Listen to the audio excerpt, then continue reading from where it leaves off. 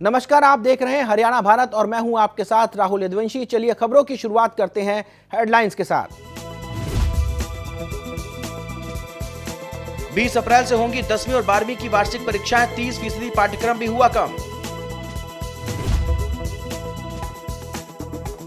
गृह मंत्री अनिल विज के भाई के साथ विवाद के बाद डीआईजी अशोक कुमार सस्पेंड, कपिल विज ने अधिकारी पर हमला करने का लगाया था आरोप।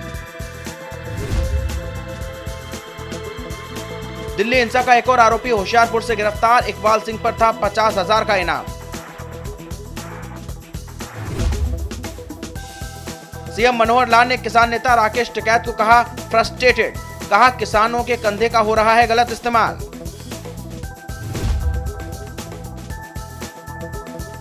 पटौदी में सड़क निर्माण कार्य में करप्शन का मामला आया सामने, सड़कों पर बिना रोड रोलर चलाए कागजों में दिखाया ठीक। हरियाणा विद्यालय शिक्षा बोर्ड की 10वीं और 12वीं की परीक्षाएं 20 अप्रैल से शुरू होंगी। शिक्षा विभाग ने इस फैसले पर मुहर लगा दी है। 20 अप्रैल से शुरू होकर ये परीक्षाएं 31 मई तक चलेंगी, जिसकी फिलहाल डेट शीट तैयार की जा रही है। शिक्षा बोर्ड के चेयरमैन डॉक्टर जगबीर सिंह ने इसकी पुष्टि की है। इसके साथ ही बोर्ड ने छात्रों को राहत देते हुए पाठ्यक्रम में भी 30% की कटौती कर दी है और प्रश्न पत्र अब 2.5 घंटे का होगा और प्रश्न पत्र में 50% MCQ होंगे और बोर्ड का रिजल्ट जुलाई महीने के पहले सप्ताह तक निकाल दिया जाएगा। प्रदेश सरकार ने राज्य के गृह मंत्री अनिल विज के भाई कपिल विज के साथ हुए विवाद के बाद डीआईजी अशोक कुमार को सस्पेंड कर दिया है।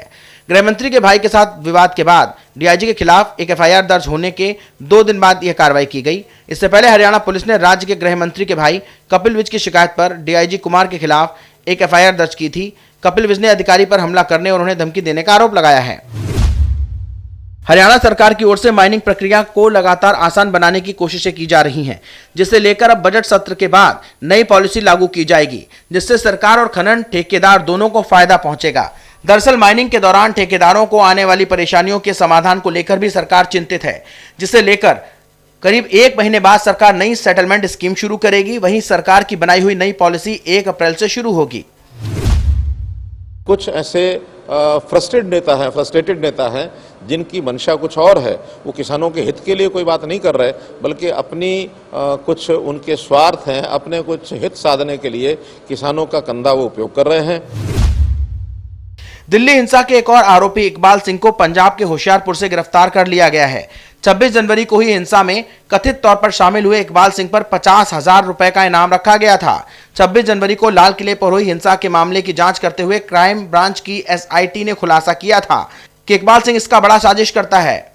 वो लाल किले से लगातार फेसबुक लाइव कर लोगों को भड़का रहा था।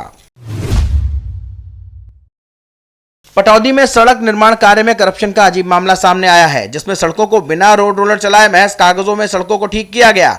इतना ही नहीं, प्रदेश सरकार से उसका भुगतान भी करवा लिया गया।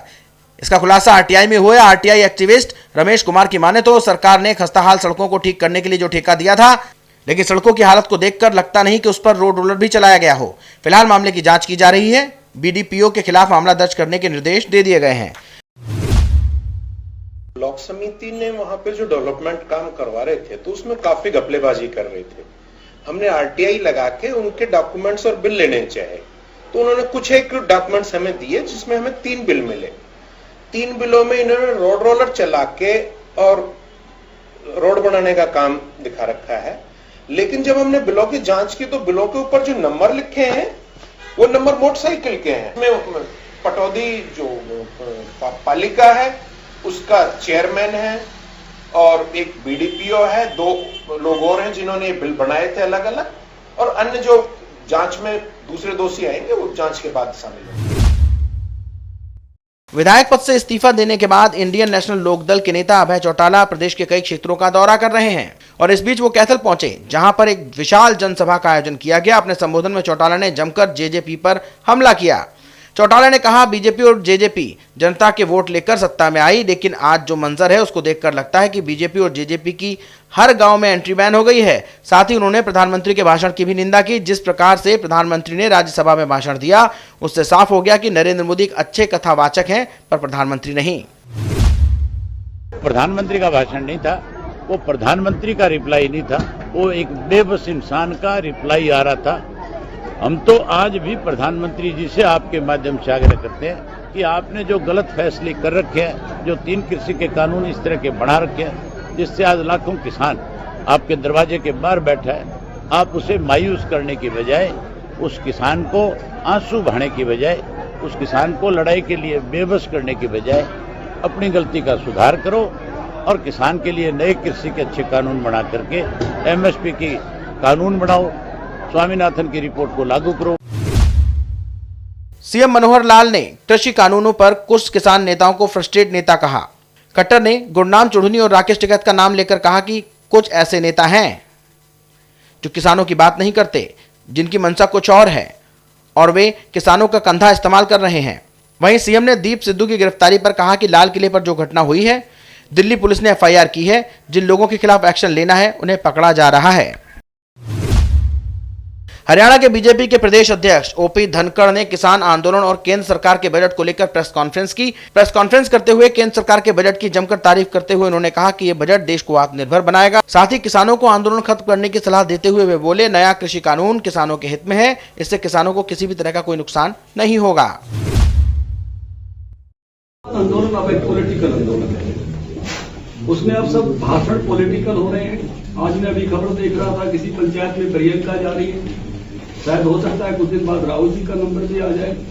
राजेवाल का भाषण जिसमें जो है कितलाना टोल पर पूरी तरह से पॉलिटिकल था कि बादल को हमने वापस बुला लिया, या यहाँ के नेताओं के नाम ले रहे थे कि वापस बुलाने के लिए दबाव डालो। और किसान आंदोलन के लोग उन तीनों कानूनों में कुछ भी काला बताने में सक्षम नहीं हो रहे हैं, केवल नियत पर बात कर रहे हैं। शिवानी मंडी के मेन बाजार में सीवर का ढक्कन करीब 15 दिनों से टूटा हुआ है, लेकिन इस ओर प्रशासन का कोई ध्यान नहीं है, जबकि इसी रोड पर पब्लिक हेल्थ कार्यालय भी है और इस टूटे सीवर के ढक्कन के कारण हादसे का अंदेशा भी बना हुआ है। वहीं स्थानीय लोगों की माने तो उन्होंने इसकी शिकायत प्रशासन को भी की, लेकिन अब तक कोई एक्शन नहीं लिया गया। लोगों का कहना है कि जल्द ही समस्या का कोई समाधान नहीं हुआ तो वे धरना देंगे। हरियाणा भारत की खबरों में फिलहाल इतना ही। मुझे दीजिए इजाजत। नमस्कार।